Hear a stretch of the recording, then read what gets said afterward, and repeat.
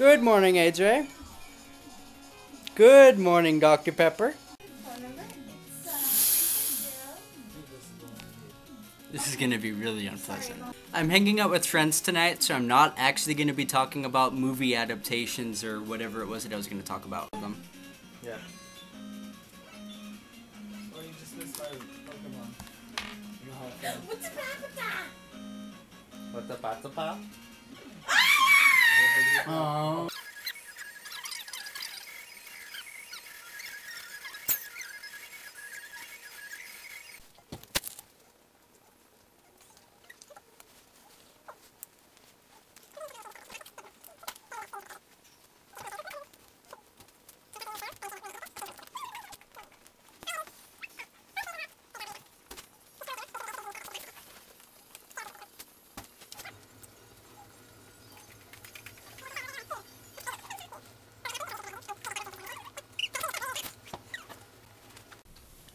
I've only had this much. I'm just kidding. I think that I will actually talk about my opinion on movie adaptations of popular works. Now, as you know, there is a lot of hubbub surrounding the idea of movie producers changing the plots, or characters or anything of novels or comic books when they bring it on the big screen.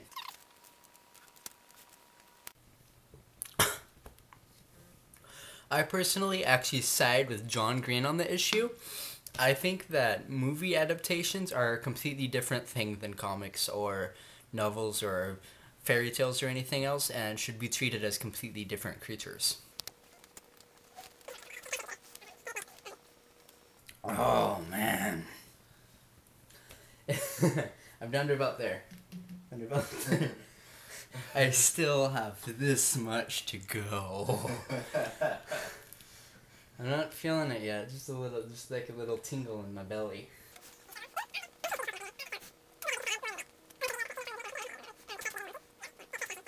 That's disgusting. Just like that. I'm gonna put that on the blog. I really hope that I speed that part up so I'm like,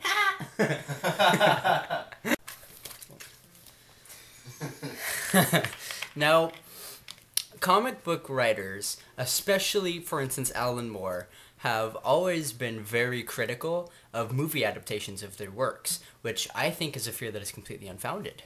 Sure. That's a 12 ounce versus a 2.1 quarts. 64 ounces. Yeah. In 1 quart. This is 2 quarts. 128 ounces. What's 128 divided by 12? Oh! What? What's 128 divided by 12? I think we need to call Lewis for that. Maybe. we should call resident mathematician Lewis. We couldn't get a hold of Washington Roomie's resident mathematician Lewis, but I actually knew from the very beginning it's a little bit more than 10. This is a little bit more than 10 cans of soda. What? You had me do all that? Call his dad? Everything like that? It was a Brotherhood 2.0 reference. That's gonna sound really funny when this is sped up. The directors of this month's new Watchmen film recently released a list of all the different changes that they made to the story in the movie adaptation, and that was met with significant criticism by fans of the original comic book because of that they just didn't like how it was changed. I, however, after looking at the list of changes, completely agree with the new direction that the film is taking as opposed to the original graphic novel. I think that the original work, like it in its original form, it really doesn't mesh well. It wouldn't be very popular with today's moviegoers. Less than halfway done. A lot of people, for some reason, really didn't like the Spider-Man movies, and I only read this on a web forum, so I can't speak definitively for a lot of people, but some people were apparently really angry about the fact that Spider-Man didn't have any of his witty one-liners. But can you imagine Spider-Man actually saying any of those in the film? Can you imagine him taking the time out of beating the crap out of someone to say something really witty and really corny. It doesn't work well as a movie. It works well within one frame of animation on a comic book page, but to put that into real time with real people acting and saying it sounds really stupid. I mean, can you imagine? That's what she said. My stomach's starting to hurt a little bit. Whenever I don't think about what I'm doing, it always seems a little bit easier. I'm getting cold shivers like really bad.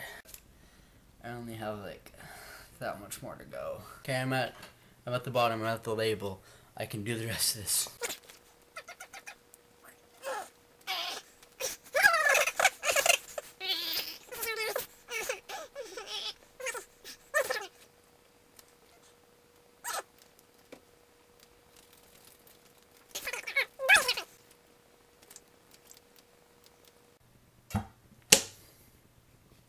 Done! I'm done! Yeah! Done! Woo! High five! High five! Yeah! AJ, I hate you so much right now. That's... Oh... I can't do any more. That's it. AJ, I'll see you tomorrow. It hurts really bad.